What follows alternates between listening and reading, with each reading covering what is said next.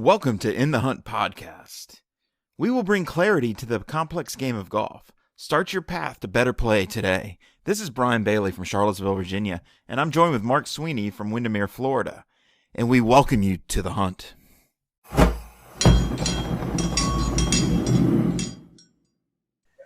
Welcome to this week's episode of In the Hunt. We have a different roundtable we're going to have discussing today. Mark Sweeney is back as always, so let's jump over here to Mark. Mark, what have you been up to? Anything exciting going on? Nothing at all different from last time we had this conversation. Exact same breakfast, same wake-up time, same everything.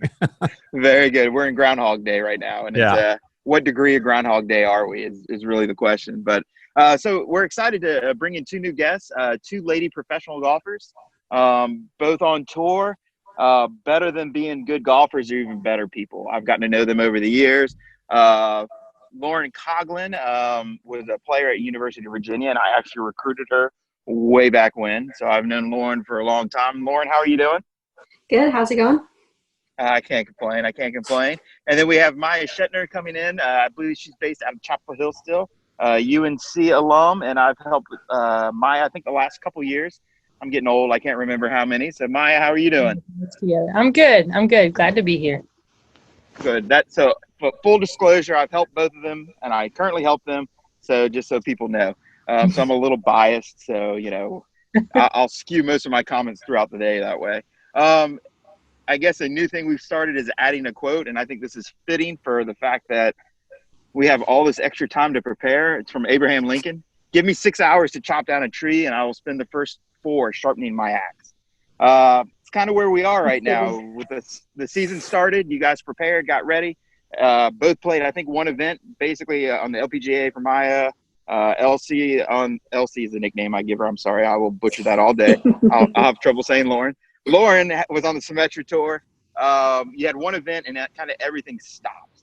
So definitely in a unique place. Nowhere has this happened before that I know of, and that's kind of the theme of our podcast is how this little break is changing, what they're doing, things they're thinking about, and stuff along that line. So first, I'm going to dive in here and ask Lauren Coughlin a question. Leading into the 2020 season, what were the main 1 or 2 performance pieces that you focused on from what you learned from last season as a real improvement part for your 2020 plan? So for me, after going over all the numbers with you and Mark, basically I needed half more birdies around and then a half less bogeys around to get me basically from my scoring average being minus 1.2 to -2 was the goal.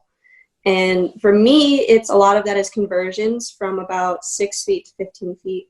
So I really hammered those distances. Those distances are, for me, birdie putts and then also par saves and 3-putt avoidance. So that kind of covers all 3 of those. But then I also was working a lot on wedges. Mark talked with Kevin, one of my swing coaches, and basically he came back to me and was like, for you to go to the next level, you really need to get elite from 120 and in. So I've been really focusing on my wedges a lot as well. That was a big part. And I had one event and my scoring average went down on par 5s from -1 to -2, which was huge. So that was basically 1 more birdie right there. But my conversions from blackjack, I made everything inside 8 feet, whereas last year, I think I was, under 60%? Yeah, so obviously it's a right very around small sample size, but obviously what I was doing worked pretty well. I still need to work on some chipping. So basically I've kind of condensed it from 120 and in to about 30 and in has been my next big area that I'm working on. So 30 and in would be an offensive set up as like par 5s trying to make birdie, but that would also correspond to your defensive trying to save par. So that 30 and in is a really big zone to train, and it's that 10 to 20. All the data shows that 10 to 20 you better be real good because a disproportionate amount of all your shots come from there. All right, that sounds like a pretty good plan and very astute on top of that. I love your language there. Maya, how about yourself? Yeah, a lot of the same. I don't have the exact numbers, but a lot of same distances on putting. I think similar. You have offense and defense, and then the conversion side. So when you're playing well and you're hitting shots close, are you converting? And then if you're not playing well and scrambling, are you converting those up and down? So I feel like for me, I've been really hammering the 20 feet and in, and then a lot of working on that core 5 yardages, like 120 to 160, and getting a lot more in positions from those yardages. So those 2 have kind of been my big areas. And then go for it's on par 5s, working, getting the 3-wood so that you can go for par 5s and take advantage of those. Yeah, par 5s are definitely, from everything we've learned, par 5s are probably the most important when it comes to scoring factor to actually be able to predict scores, par 5 scoring, especially at the tour level. So if you're not, getting close to 2 under on your par 5s per round, you're really falling behind the field. That is definitely proven. So I think that plan sounds great. Mark, I know you work with a bunch of touring professionals, a lot of putting stuff, a lot of performance. Is there anything you kind of see as a general trend with professional golfers? You mean right now during the off season? Yeah, in the off season, like setting up their plans, getting them ready for the year. Yeah, I mean, at least what I'm doing with putting is lots and lots and lots of speed control work. We're obviously trying to hit all the distances. We're doing short, medium, long, lag putts, but I'm doing more speed control work than ever, probably because when you're out playing every week, and the girls can kind of give me their opinion on this, but when you're out playing every week, you're always out and you're hitting tons of putts on different golf courses. And when you're at home, a lot of times people get stuck on the same greens and the same speed and the same conditions. And I think that can be dangerous when you go out and play your first course and all the speeds are different all of a sudden. And so we're doubling down on all our speed control work because, my theory is if you can read the green well and your speed's good, it's really hard to putt badly. It's kind of a fail safe for getting into different situations and different slopes and different green speeds and different grass types. So we're really doubling down on that. And then other than that, the players that I've seen are just trying to stay very well-rounded in everything that they're practicing. Very good. Very good. Ladies, kind of building off of what Mark talked about, with the extended off season or, off season part due, you're basically you had to start, you got to perform a little bit. You geared up for what was coming. You performed once and then they shut you down again. And now we're looking at a restart, hopefully sometime this summer. What kind of things have you guys had to change in your training program with the idea of, you could either see this as a curse or a blessing, but having this opportunity to have at least one round in, seeing what was working, that whole off season kind of prepared you for that moment. And then maybe I can retool a little bit coming up to the restart. So Maya, we'll start with you. What did you learn from the one event?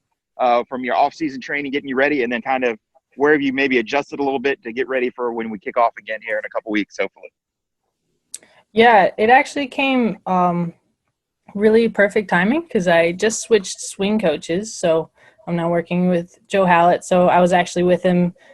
I stopped in Nashville to see him on my way out to Phoenix, and then didn't go out to Phoenix, obviously, but so it actually worked out perfectly. So I am working on a lot of this stuff with Joe, and so it's given me time to kind of work on the different movements and solidify some of the things that we're working on. So it actually honestly came at a perfect time because now I have time to work on it all. So but we came up with kind of some new swing thoughts to work on and also a system for the wedges. So it's been really nice to have some time to work on things, and with facilities being closed, it's been a little tough.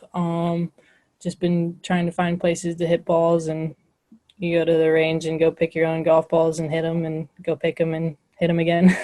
So it's been old school. Oh yeah. Yep. I don't know if it's 100% legal, but it's what I've been doing.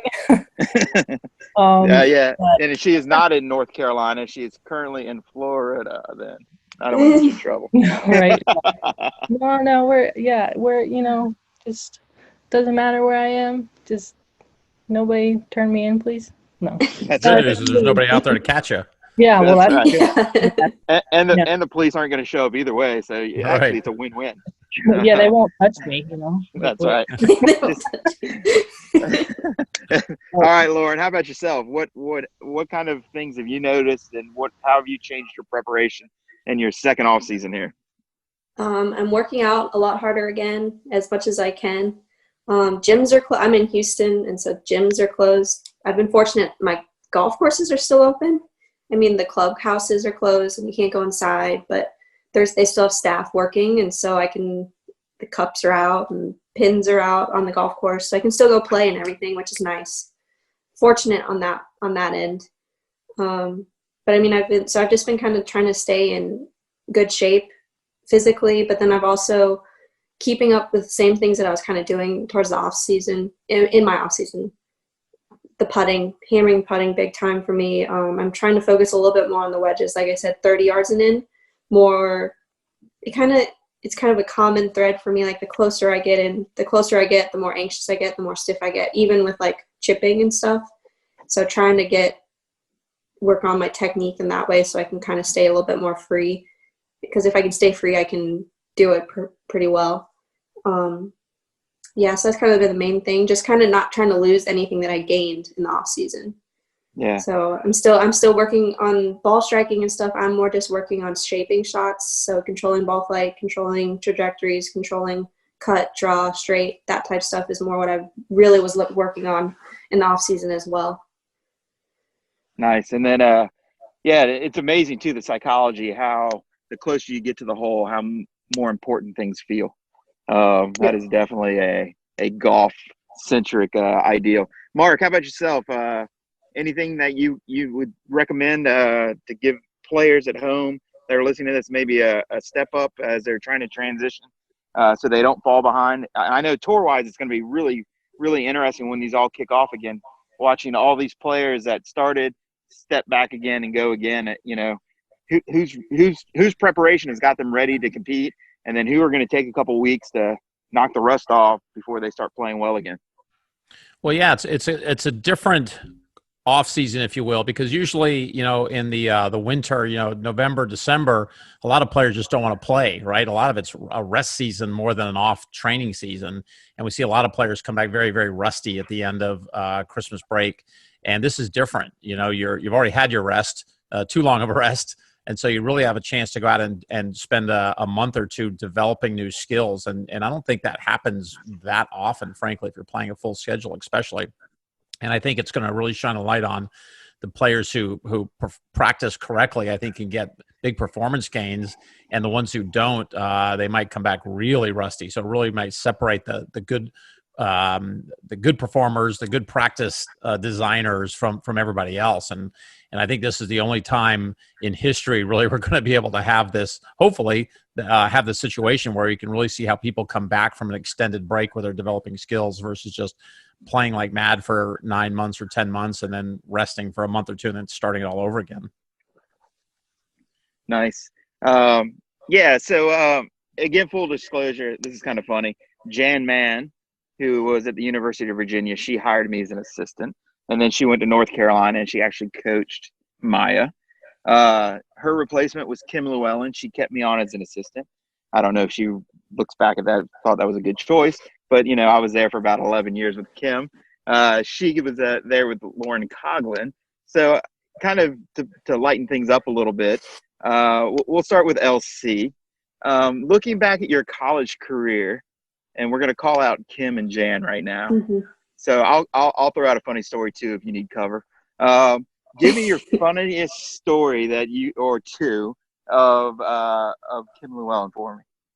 Okay, well, I have two. I'm going to start with the one that involves Maya actually in UNC, because so Maya, the UNC team used to prank Jan all the time, and so this was my second year of college. Brittany Altamari was still on the team, and they decided that they wanted to prank Kim with the help of UNC. Basically, Catherine Perry was going to call Kim pretending to be somebody at UVA and was going to say that Brittany failed a drug test and couldn't play the rest of the season.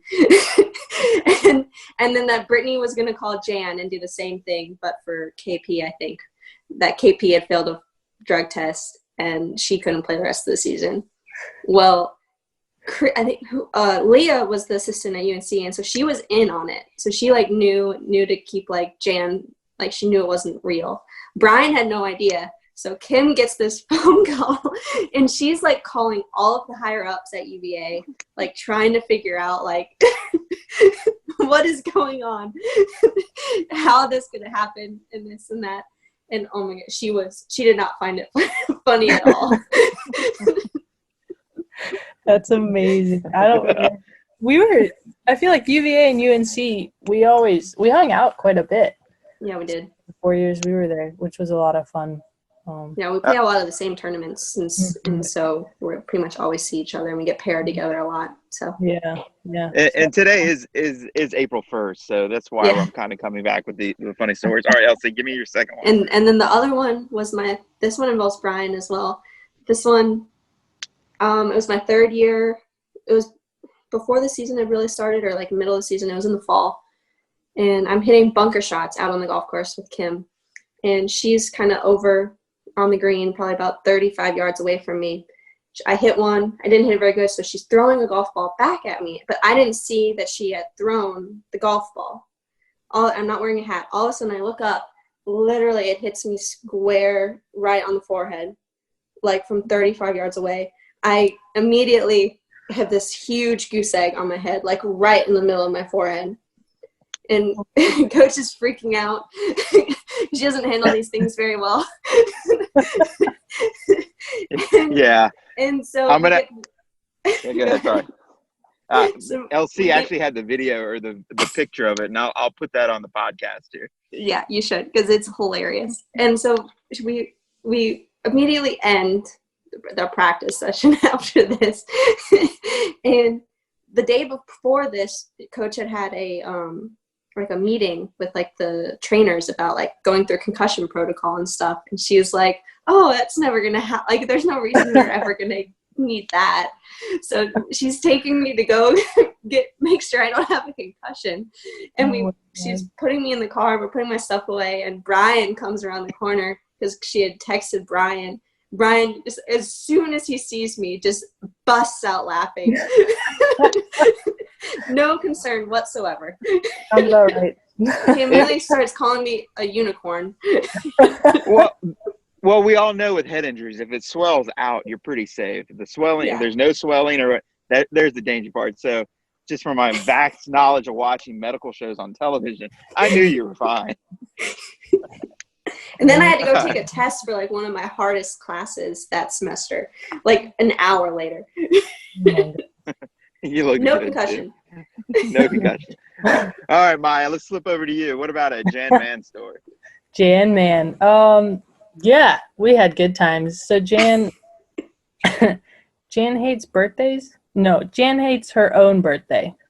So we decorated, so it was during a tournament.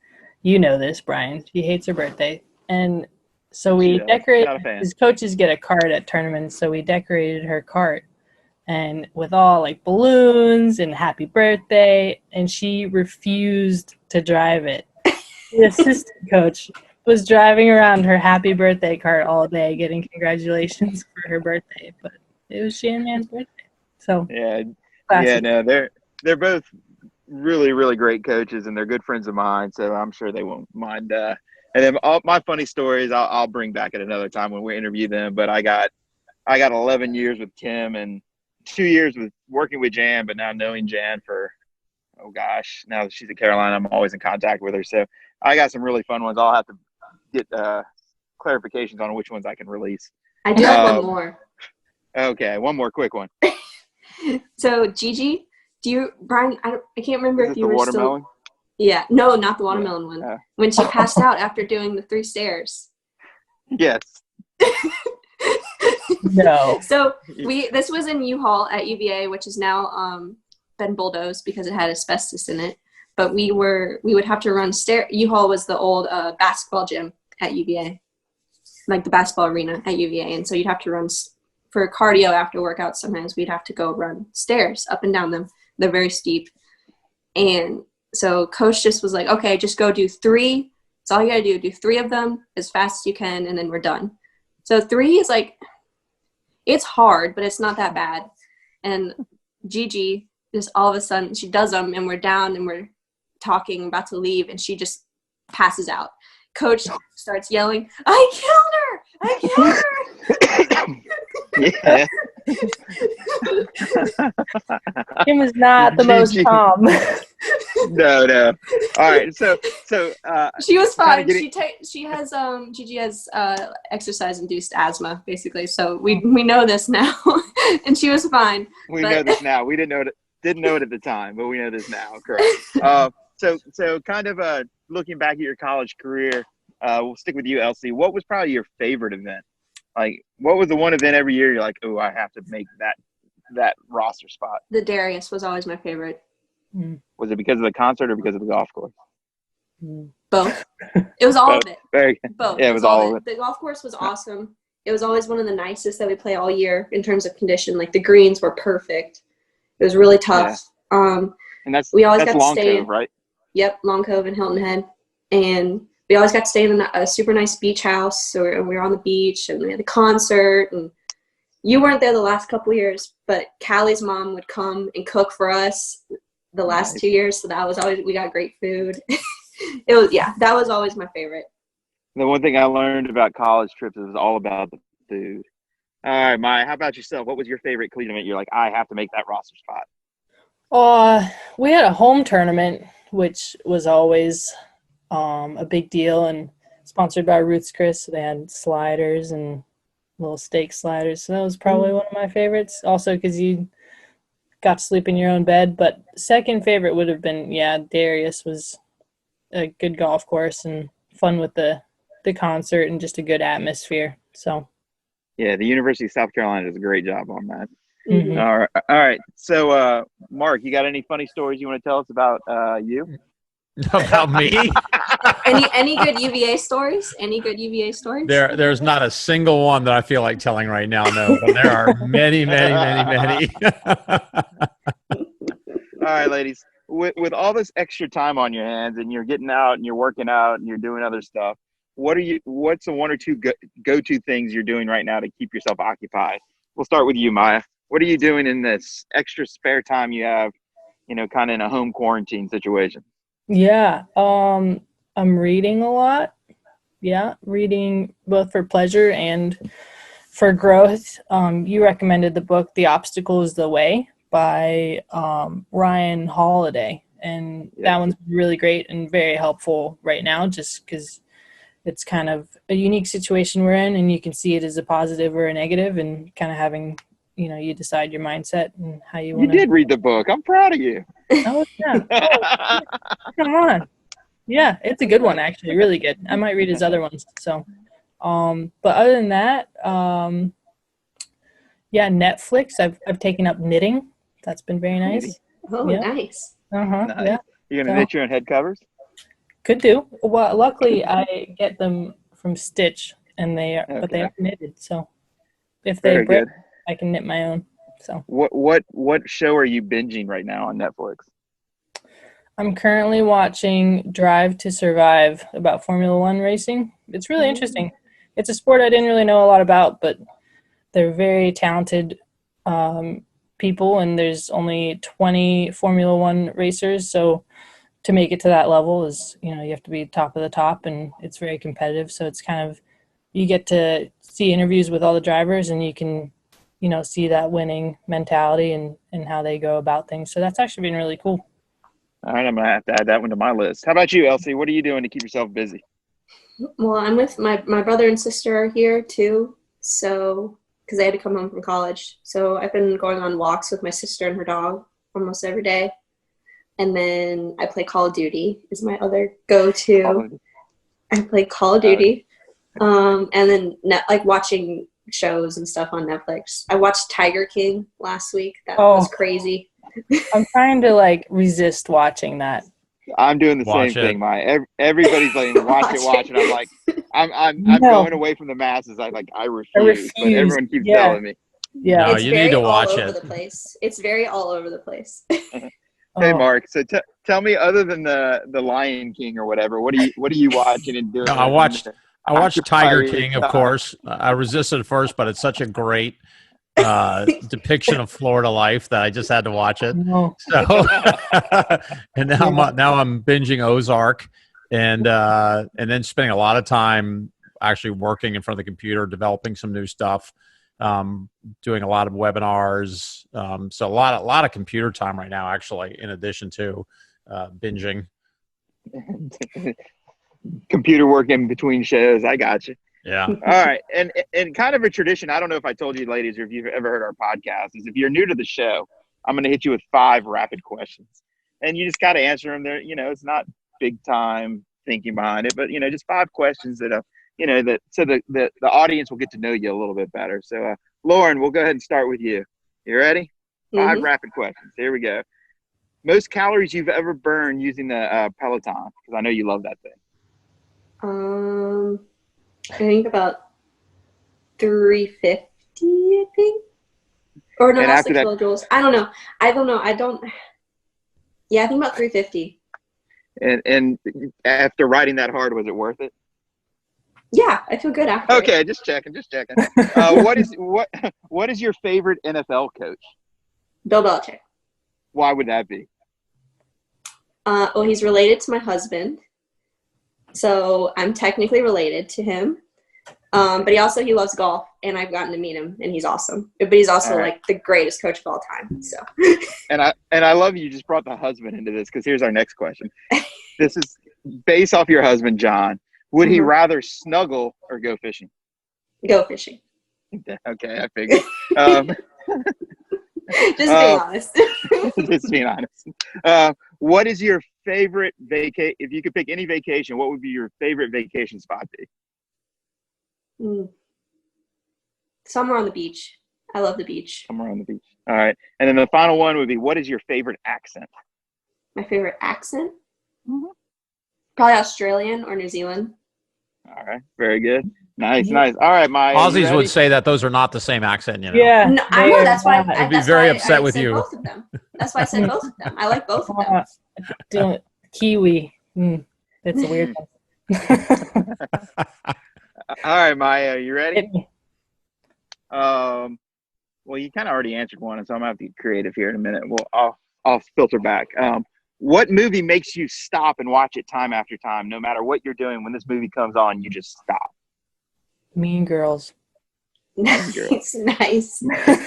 Mark loves that one too. Classic. It's a classic. What is your favorite wine?